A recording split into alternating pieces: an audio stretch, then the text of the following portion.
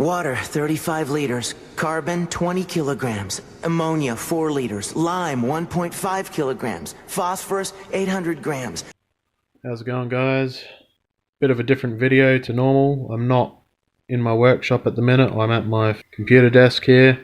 Today I'm playing with some resin and some pigments to try get these badges to look somewhat factory. It's a bit fiddly, not so much messy as long as you don't spill the shit, just fiddly, but yeah.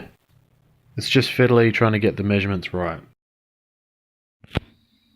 Rightio, so this is the current experiment going on. Just on some scrap badges here.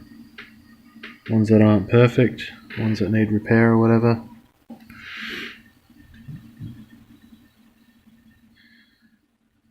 That was too light, not enough pigment in that.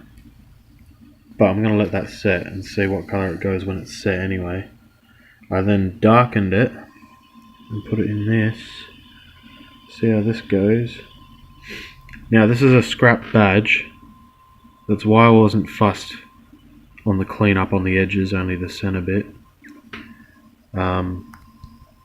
It's scrap because it's got a little chip there, so you know I'm not too fussed. This is just for experimenting to see how this stuff turns out. This is blue pigment mixed in. So I'm going to try a few other colours, obviously.